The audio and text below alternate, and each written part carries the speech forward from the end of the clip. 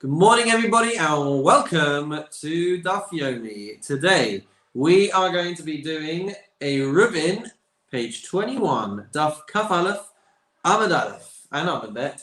We've got it for you on the screen, and without any further ado, let's get underway with today's Daf, which is, I would say, about 1/4 Gemara as we would know it, and I'd say about 3/4 is Agadata, which means that we are going to be seeing different verses, seeing some different ideas that we learn from these verses, and so the topics are going to deviate a little bit from the exciting world of Eruvin that we are used to for the last 20 days.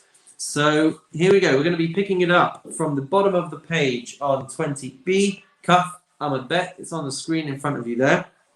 And we're talking about the following situation.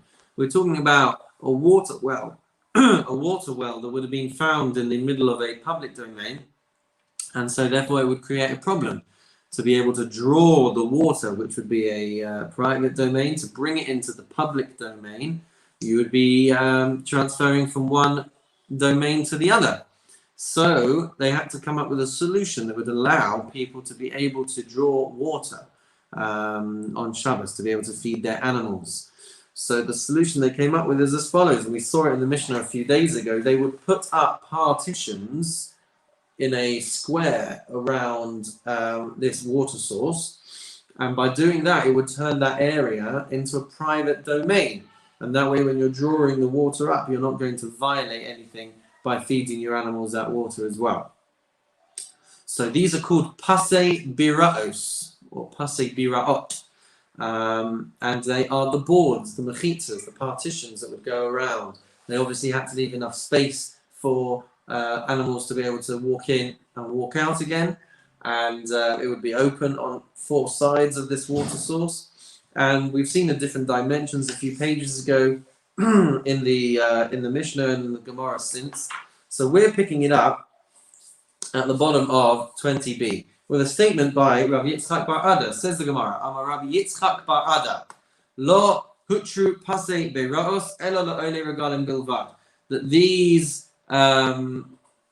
areas that they were cordoning off for water sources, they were only permitted for people who are going up to Jerusalem for the holidays, for the Shalosh Regalim.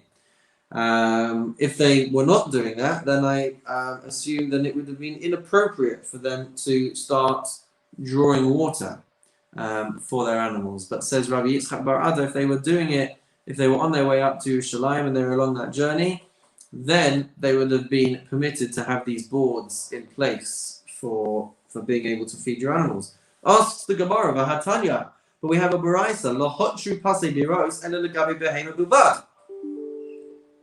So just to backtrack one tiny little step, by saying that it's permitted for people traveling to the to Yerushalayim, we're saying that it would be permitted for the people as well. So asks the Gemara, but we've said in a different place that the pasei biros, this cordoning off of a water source, was permitted to be able to feed your cattle only. My behema, so the Gemara says, okay, but let's qualify this. What did we mean when we say it's only permitted for animals? So the Gemara answers, behemas ole ragalim. It means that the animals that you're taking along with you on your way up to Yerushalayim. But what's insinuated and implied from this is that people would not have been able to draw water for themselves. So the Gemara continues as we turn the page. Adam matpeis va'ola matpeis v'yored. But for a person, they are capable of climbing in and climbing out again to be able to get their water and to drink. Asks the Gemara at the top of 21a, at the top of Kaf Aleph Amud Aleph, Ini, is that the case? V'ha'amar Rav Yitzchak amar Rav Yehuda amar Shmuel. But didn't Rav Yitzchak say in the name of Rav Yehuda in the name of Shmuel, Lo hutru pasei beiros elo lebe'er mayim chayim bilvad? Didn't he say that the cordoning off of this water source is permitted only when you are dealing with spring water rather than water that you have kind of filled yourself, collected water? Ve'ila behema, and if you want to say that that the cordoning off is there to be able to give to your animals, So then the Gemara asks, Mali chayin, mali mekunasim. So what difference does it make if the water was spring water, natural water, or if it was collected water, water that had been filled up there? Ba'inan midi dechazi la'adam. The answer is that we need to be able to have a situation where it is water that is fit for human consumption. So I guess that is more applicable to natural water than it might be to water that's being collected there. Perhaps that water would be a little bit less appealing and appetizing to human consumption. Gufa. So now we're going to turn to the source that we had just brought. We're going to examine that in a little bit more depth. We said before that the cordoning off of this well space in the public domain is permitted only for cattle. But a person is going to climb up and climb down if he wants to be able to drink there. If it was too wide for him to be able to climb, then it would be permitted for a person to be able to draw the water from there as well. Continues the Gemara, but a person should not fill a bucket to then place before his animal. But he should fill it up. But he should fill it up and then he should pour it into a trough, and then the animal is going to be able to drink of its own accord. So rather than feeding the animal this water, it should be put before the animal to be able to drink.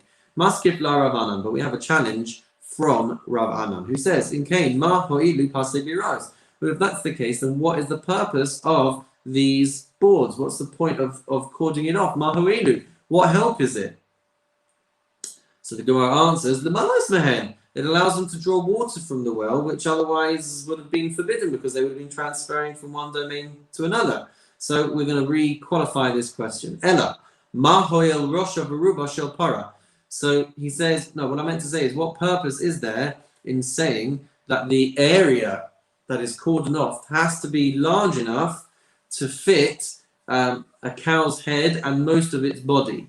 That is the question. Because if anyway, it's not going to be given its water by the owner, it's going to be put into a trough. So why was the Mishnah earlier so particular about the size of this cordoned off area?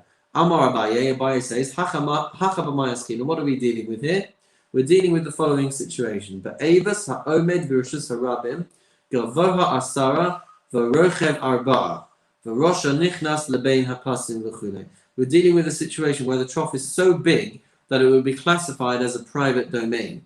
So it's standing in the public domain, but the dimensions of the trough are such that it's 10 tefachim high, it's 4 tefachim across, it qualifies as its own private domain, standing in a public domain, and then part of the trough is extending into the cordoned off area.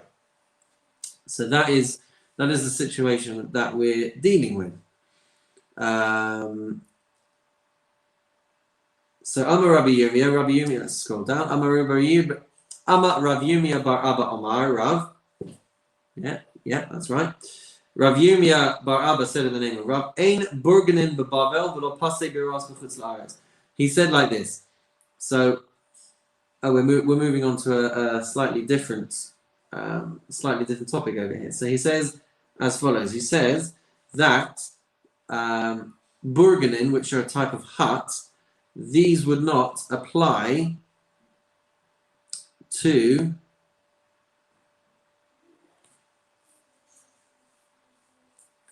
in Bavel. So what we're talking about here is as follows.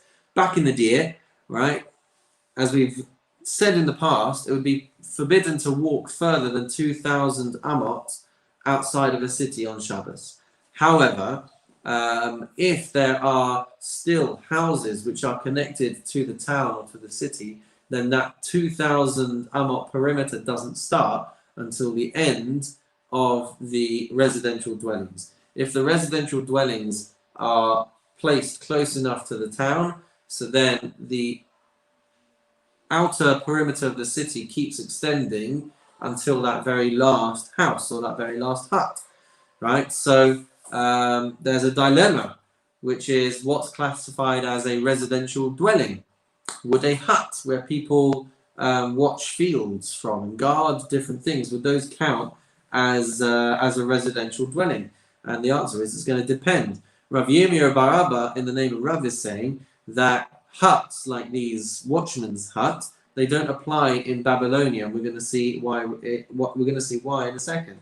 And he continues, Upase Biras, and the cordoning off of these wells doesn't apply lo b'Bavel v'lo b'chutz la'aretz. It wouldn't apply in Bavel, and it wouldn't apply in the diaspora further afield either. Burganin b'Bavel lo. Why won't a watchman's hut apply in Babylonia? The reason is the shchichi bidki, because there's a lot of floods over there, and then the huts are going to be susceptible to being destroyed, to being washed away, and so you can't really count them as a fixed residential dwelling. B'chutz la'aretz nami lo, the shchichi gnave, and outside of Israel and the rest of chutz la'aretz, they're not going to apply because am I in the right place? Let's just backtrack a tiny little bit. That these huts don't apply in Bavel, and the enclosures, the cordoned off areas around a well, doesn't apply in chutz la'aretz. Burganin b'Bavel lo d'shchichi bidki. In Bavel they don't apply because floods are so common and they can get destroyed. Pasei b'ra'os b'chutz la'aretz lo d'lo shchichi mesivta. And with regards to the cordoning off of wells, they don't apply outside of Eretz Israel because yeshivas, Torah academies, are so prevalent there that you wouldn't be able to rely on these cordoned off areas, because they would only be permitted, according to this, for people who are traveling for a mitzvah. And since there are so many yeshivas around, no one's going to be traveling nobody's going to be traveling to a Torah academy to be able to then need to rely on these pasei biros, on these cordoned off areas. Continues the Gemara though, about ikcha avdinan, but for the opposite way around, we would say. So huts would apply in the rest of the diaspora, and the cordoned off areas around wells would apply in Babel. Ikka Amri, there are those who say it like this. This is why I was getting confused, because I went to the wrong line. Amarav Yirmiyah Bar Abba Amarav. Rav Yirmiyah Bar Abba said in the name of Rav, Ein Burganin, Upase Biras, Lo Bavel, Lo B'chutz la'aretz. The huts and the cordoned off areas don't apply in Bavel, and they don't apply in the rest of chutz la'aretz as well. Burganin b'Bavel lo d'shchichi bidki. The huts don't apply in Bavel because floods are so prevalent. Chutz la'aretz nami lo d'shchichi gnave. And in the rest of the diaspora, they don't apply because thievery is so common over there, and so you can't rely on these huts always being there for the sake of calculating the perimeter of the city. Pasei biros, when it comes to the enclosures around the well, but Bavel law, these don't apply in Bavel, the shchichi maya, because water is so common over there. B'chutz la'aretz nami lo. And in the rest of the diaspora, it also doesn't apply to lo shchichi mesivta, because yeshivas are not common over there. Amalei Rav Chisda lemari bereid Rav Huna, bereid Rav Yirmiyah bar Abba. So Rav Chisda said to Mare, the son of Rav Huna, the son of Rav Yirmiyah bar Abba, Amrei atitu mibarnish lebei kanishta de Daniel dahave tlase parsi b'shavasa. People say that you walk from the city of Barnish to Daniel's shul, which is a different distance of 3 parsi, and you do this on Shabbos. Well, that should be a problem. It should be too far. So he asks, Amai samchisug, what are you relying on to be able to go so far out of your boundary? And he said, Aburganin, I'm relying on the huts that are on the outskirts of the city, which extend the city's perimeter. So he said, didn't your father's father say in the name of Rav, Ein Burganin b'Bavel, that you can't rely on huts in Babylonia? Nafek v'achuile hanuhu misavusa d'mevalan b'shivim ama b'shirayim. So what he did was he then went out with him and he showed Rav Chisda parts of the town that were within the permitted distances from one hut to another. One thing that we didn't mention before is that these huts only work to extend the outskirts if they are within 70 and a bit amos between the two huts. So he went out and he showed them that actually there was things that were going along this journey that would allow him to rely on this distance. Amar Rav Chisda. Now moving into the Agadata part of the Gemara for today. So do try and follow along. I will do my best to teach this as well as I can. Amar Rav Chisda. Rav Chisda says, Darish Mari Bar Mar. So Mari Bar Mar darshan, meaning that he took some words of Pesukim and he expounded on them and he taught some very interesting lessons from them. My dichsiv, why is it written? What does it mean? Look, when we say in Tehillim, L'chol tichla ra'isi kate rachava mitzvasecha ma'od. What does that mean? I have seen a limit to every purpose, but your commandment is exceedingly broad. So he says, Davar zeh amru David v'lo pirshu. He said that this was said by King David in Tehillim, but he did not explain it. Amru Eov v'lo pirshu. A similar sentiment was expressed by Eov, Job, and he didn't explain it. Amru Yechezkel v'lo pirshu. Yechezkel expressed a similar idea, and he didn't explain it.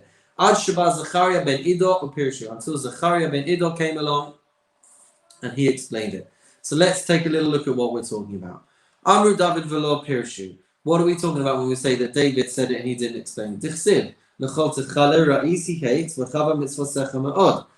said that I have seen a limit to every purpose, but your commandment is exceedingly broad, meaning he didn't explain how broad. Likewise with Eov, Amru Eov v'lo pirshu. Oh, sorry, just there. Dichsiv aruka me eretz mida urchava mini yam.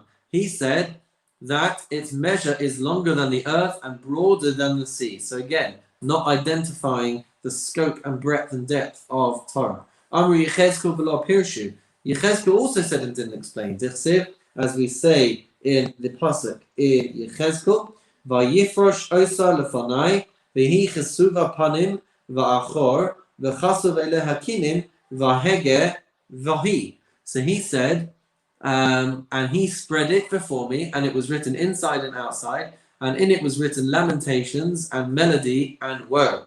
So we start to explain what this is talking about. Kinim, when he said in the verse kinim, when the verse said kinim, what it meant was zu paranusan shel tzadikim ba'olam hazeh. This refers to the punishment of the righteous in the world. V'chein hu omer kinahu v'konanuha. As it says as well, it says it is a lamentation and they shall make lament with it. Veheger. What did it mean when it said veheger in that verse?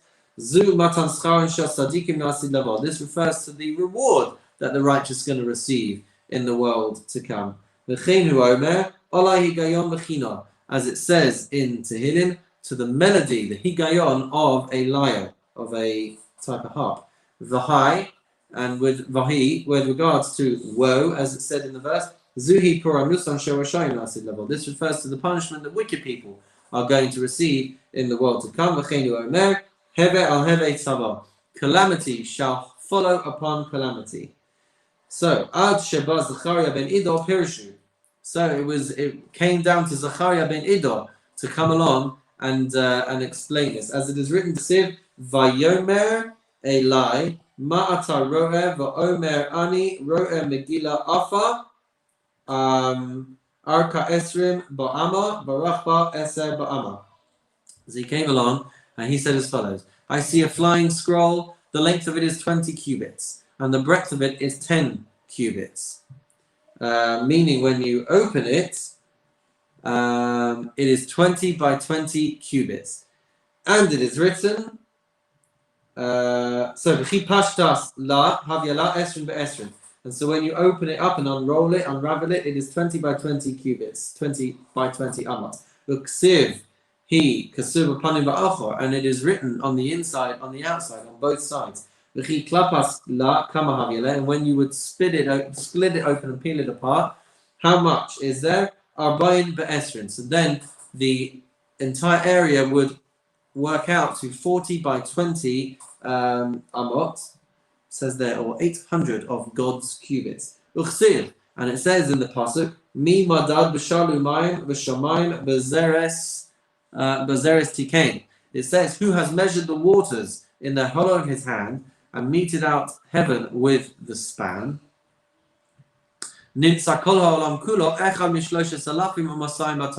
So what it calculates is that, according to this, the entire world is one part in 3,200 of the Torah. So, quite what all of this is telling us.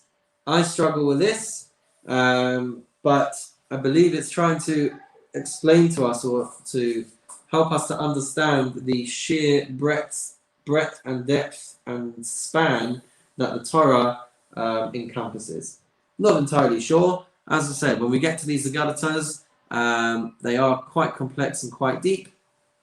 So any further research, please do feel free to take a little look at that in your own time. As we've said in the past, Daf Yomi doesn't afford us the chance to sit and spend copious amounts of time to be able to plumb the depths of everything that we see. The second drasha of Rav Chisda, Amar Rav Chisda, Darish Mari Bar Mar, quoting the same rabbi, Mari Bar Mar, My Dichsiv, what does it mean when we say in the verse in Yirmiyah? What does it mean when we say V'hinei shnei dudai ta'enim muadin lifnei heichal Hashem? When it says in the verse, behold, 2 baskets of figs were set before the temple of the Lord. Hadut echad ta'enim tovos ma'od ta'enei, as we'll turn the page. 1 basket had very good figs, like the figs of Habakuros, of the first harvest. And the other basket had very bad figs, so bad that they could not be eaten. So what does this all mean? What are the what's the hidden explanation behind this? Te'enim atovos, when the verse said good figs, that referred to ilud tzadikim gemurim, that referred to full-fledged tzadikim. Te'enim haros, what did it mean when it said very bad dates? This refers to elu r'shaim gemurim. This refers to very wicked people. The Shema Toma Avad Sivram Ubatel Sikuyam, and were you to say that the hope of the wicked is lost and their prospect is void, so then for that we have the verse saying Talmud Loma Hadudaim Nasnu Reach, that the baskets were yielding a fragrance, meaning Elu va'elu asitim shitnu reach, meaning that both of them, the righteous and the wicked, will eventually yield a fragrance. Both of them are going to be dealt with, as it were, after passing from the world. Darash Rabbah. We now move on to some other homiletical interpretations. Darash Rabbah. My dichsiv. What does the verse mean when it says Hadudaim nisnu reach, that the baskets yield a fragrance? Elu bachurei Yisrael shelo tamu tamchet. This refers to the young men of Israel who have never tasted sin. That's what it means when it says that they're going to yield a fragrance. Continues the Gemara. The doors are all manner of choice. At our doors are all manners of choice fruits. Elu benos Yisrael. This refers to the daughters of Israel. Shumagidos pischein lebaleihem. They tell their husbands about their doors, meaning that these righteous Jewish ladies make sure to inform their husbands when they are experiencing their menstrual cycle. So we're praising women over here, and we're saying that this refers to women who preserve the sanctity of the home and taharas hamishpacha, and they tell their husbands when it would be inappropriate for them to be together. Lishna acher. Another version of this is she'ogdos pischein lebaleihem, that they close their openings, their passageways, only for their husbands, meaning that they limit their relationships and are loyal to their husbands. So it's a verse of praise. Says the pasuk, Chadashim gam yeshanim dodi sofanti lach. What does it mean when we say new and old, which I have laid up for you, my beloved? It says like this: Amar Knesset Yisrael lifnei Hakadosh Baruch Hu. The Jewish people say to Hashem, Ribono Shalom, the Master of the world, Harbe Gazeres Gazarti Elatzmi Yoter Mimashe Gazarti Elai V'Kiyamtin. So this verse, which is from Shir HaShirim, which is all about relationships. So this verse, new and old, which I have laid up for you, my beloved. This means that we are turning to Hashem. We are saying that I know you've given us the Torah and you've given us a lot of mitzvahs to do, but do you know what I do? I go and decree more things upon myself. As we said right at the beginning of this Masechta, the whole of Masechtas Eruvin is all basically safeguards to show that we want to protect the sanctity of Shabbos. And so in this area and in other areas as well, we create additional safeguards out of our love for Hashem, just to show how important they are to us. Amalei Rav Chisda lahohu midrabanan. Rav Chisda said to one of the sages, who would arrange these agadatas before him, have you ever heard of what the meaning is to these words of Chadashim Gam Yishenim that we've just been talking about? Amarle, he said back to him, Elu mitzvahs kalas ve'elu mitzvahs chamuras. These are the new ones that we're referring to are the leniencies, and the old ones we're referring to are the stricter rules. Amalei b'chitar paramim pamim nisna. But he asks him, he says, was the Torah given in stages on two separate occasions? So how can we say that the old ones refer to strict measures and the new one refers to lenient measures? Rather,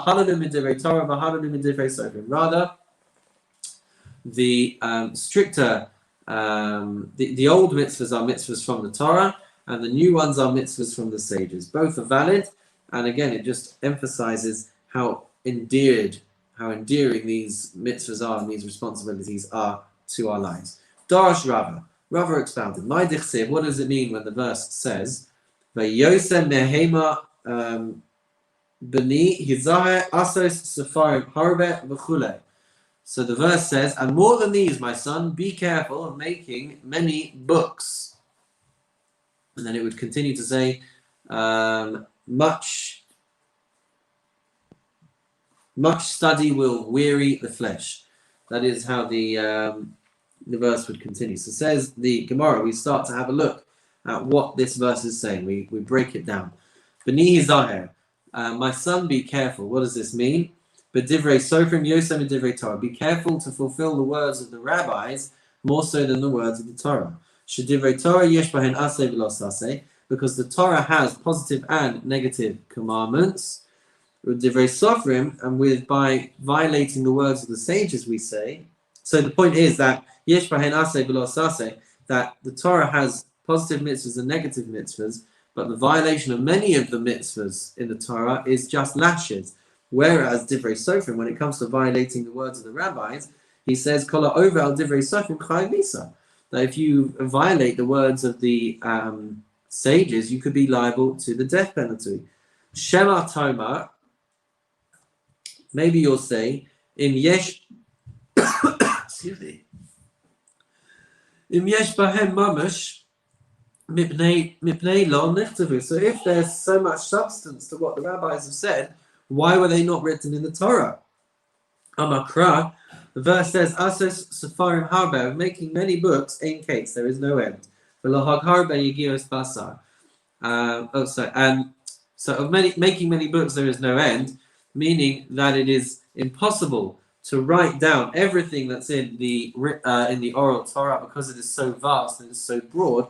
So it had to be that there was going to be a situation of the written Torah and the oral Torah to go alongside it. Looking at the end of this verse that we just quoted, though, it says, "V'lahak harbe yigias basar." Much study is a weariness of the flesh. Amar Papa Berei Rav Acha bar Ada, Mishmei Rav Acha bar Ola. So Rav Papa, the son of Rav Acha bar Ada, said in the name of Rav Acha bar Ola, Melamed shekol hamalig. So he's picking up on this word Valahag, and he's saying like this: Shekol hamalig. It's the same root. Shekol hamalig al divrei chachamim nidun b'tzoras rotachas. That anybody who mocks the words of the rabbis will be sentenced ultimately to a punishment of boiling excrement. So a caution there to not mock the words of the Torah or the words of our rabbis. Maskif le Rava. Maskif la Rava. Rava challenges this. Mikasiv la'ag. Does it use the word la'ag, meaning mock? It says lahag kasiv. It says studies. So how could you interpret it in that way? So he says, Ela kol hahoge bahem toim tam basar. Anybody who studies and who meditates on the words of the rabbis, toem tam basar, is going to experience delight and enjoyment as if he was eating a delicious steak. Meaning that the ability to study Torah and the depth that one can reach and the things that one can be exposed to is so enjoyable that it is as if he is eating a beautiful, delicious piece of meat. Tana Rabbanan. It was taught by the rabbis. Ma'aseh b'Rabbi Akiva shehaya chavush b'beis ha'isurim. It once happened that Rabbi Akiva was in prison. V'haya Rabbi Yehoshua Hagarsi misharso, and Rabbi Yehoshua Hagarsi was, employed to attend to Rabbi Akiva's needs. B'chol yom v'yom hayu machnisin lo mayim b'mida. Every single day he would bring Rabbi Akiva a specific amount of water. Yom echad, one day, matzu sham b'beis ha'isurim. One day, the prison guard came across Rabbi Yehoshua Hagarsi. Amar lo, and he said to him, Hayom meimecha merubin. And he said to him, the amount of water that you have today is more than you would normally bring. Shema lachto beis ha'isurim atat tzarich? Are you trying to undermine the prison? Are you trying to take the mickey over here? So shafach chatzian v'nasan lo chatzian. So he poured out half the water and he gave the other half to take to Rabbi Akiva. Rabbi Akiva, but when he came to Rabbi Akiva, Amar lo, Rabbi Akiva said to him, Yehoshua, don't you know that I'm very old? And my life depends on your life. If you're not bringing me enough water, how am I going to be able to survive? So he explained everything that had happened, that he'd come across this guard, and the guard had poured out some of the water. Amar lo, teni mayim she'atu yadi. He said, just give me water so that I'll be able to wash my hands, right? First thing in the morning, he needs to wash his hands.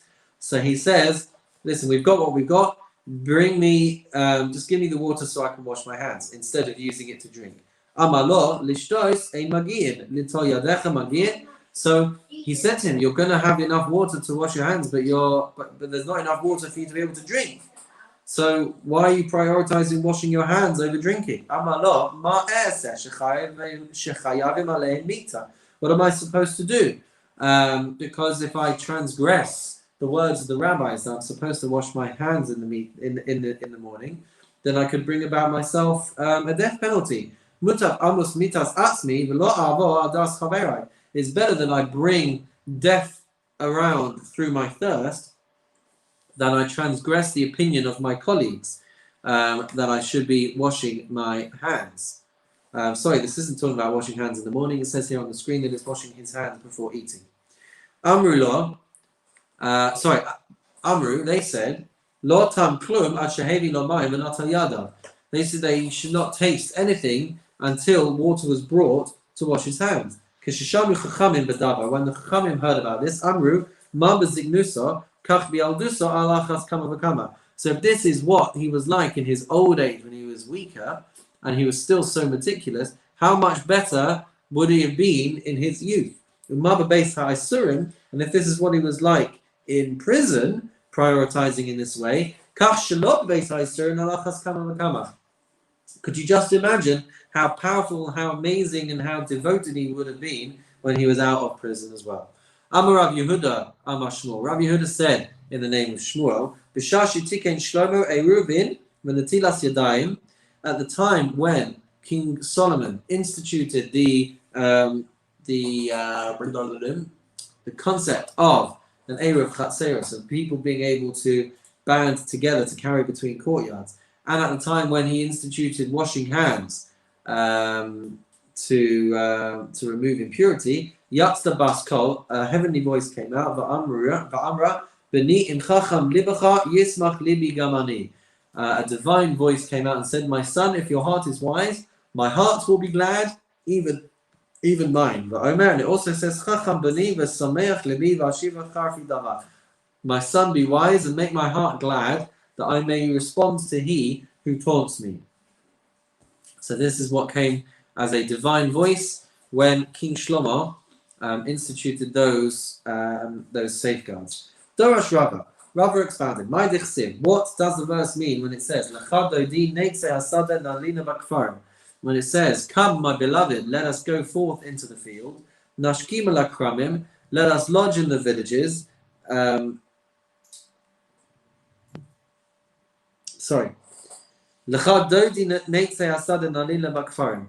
my beloved, let us go forth into the field, let us lodge in the villages. Nashkim alakramim, let us get up early to go to the vineyards. Nira im pircha hagefen, pasach hasmadar. Let us go and see if the vine has flowered, if the grape blossoms have opened.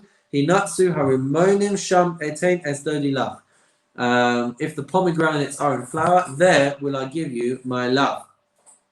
So now let's try and piece together what this is talking about. Says the Gemara, L'chadodi neitzei hasadeh.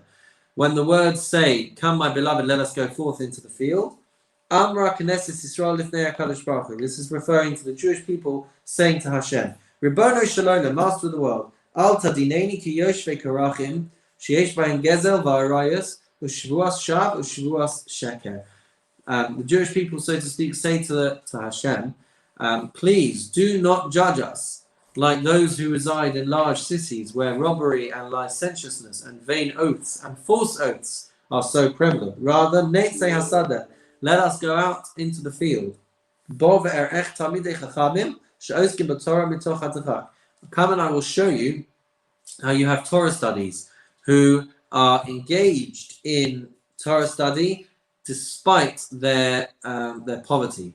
Nalina bakfarim, let us lodge in the villages. So the Gemara says, Al tikrei bakfarim ela bakofrim.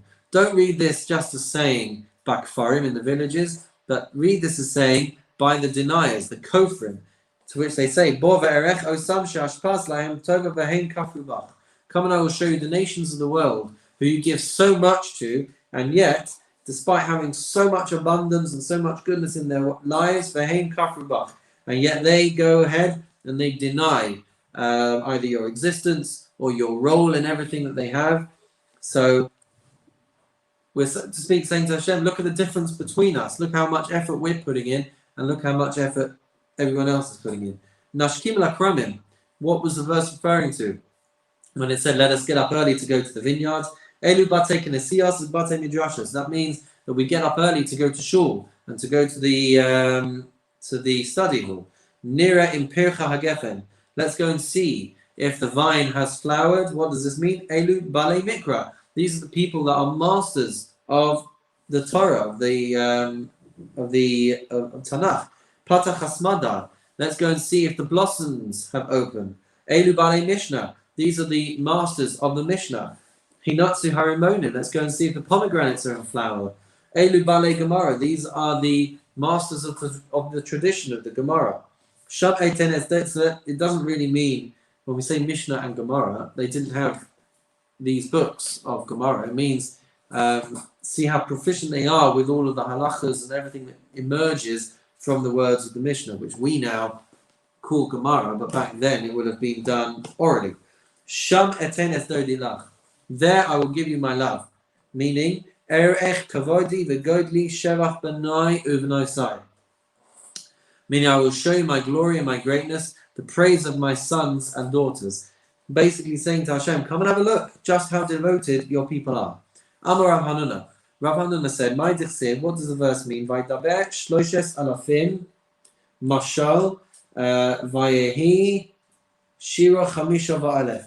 What does the verse mean when it says that he spoke 3,000 proverbs and his poems were 1,005? Meaning that, it tells us, means that King Solomon came up with 3,000 proverbs for each and every word of the Torah, and for every single word of the sages, of the rabbis, he came up with 1,005 reasons. His mind, his knowledge, his wisdom was so deep and so complex and so broad that he was able to see so much into every single small word. Okay, Let's go a tiny little jot more as we approach the end of today's daf. Darash Rava, another message from Rava. What does the verse mean when it says Vayose Shahaya Kaheles Chacham Od Limad Das Esa'am Ve'izen Vechiker Tikein Mishalim Harbe? What does it mean when the verse says, and besides being wise, Kohelet, who is also King Solomon, Kohelet also taught the people knowledge, and he weighed and he sought out and set in order many proverbs. So what does he mean? What does this verse teach us? Limeid das esa'am. When the verse says he taught the people knowledge, meaning the agore b'simane ta'amim v'asvara b'mayid damile, means that he taught the people with the ta'amim, the notes in the Torah, and he explained and he illustrated different things with similes. He was able to identify things that were similar and draw analogies from the world around him to help understand what the Torah was trying to say. What does it mean when the verse says, and he weighed and sought out and set in order many proverbs? Amar Ula, Amar Rabbi Eliezer. Ula said in the name Rabbi Eliezer, but at first the Torah was like a basket without she'ein la aznaim, that didn't have any handles. And Shlomo came along and he created handles for it, meaning that his explanations, his proverbs, his analogies, his stories, it meant that people were actually able to hold on to the Torah and fulfill the mitzvot. Kavutsosav tal talim. What does it mean when the verse says that his locks are wavy? It means Amar Rav Chisda, Amar Mar Ukva. Rav Chisda taught in the name of Mar Ukva, Melamed sheyesh lidrosh al kol kotz v'kotz tili tilim shel halachos. It means that it is possible to learn from every single kotz, every single dot on the page, every single little triptych on every single letter. One is able to learn piles and piles and piles of halachos, meaning that the depth, the breadth, as we've said already before, the depth and breadth of the Torah is so vast that there is so much to study, there's so much to learn, so much to understand, so much depth to be reached. And if you haven't come away from today's daf feeling that there was more to be said, then I assure you there most certainly is. I've tried to do my best with the knowledge that I have, with the understanding that I have, but there is obviously still so much to say. But that is all for today's daf. We will see you again next week when we will take a look at the world of page 28 of Maseches Eruvin. But in the meantime, I wish you all a meaningful and wonderful week.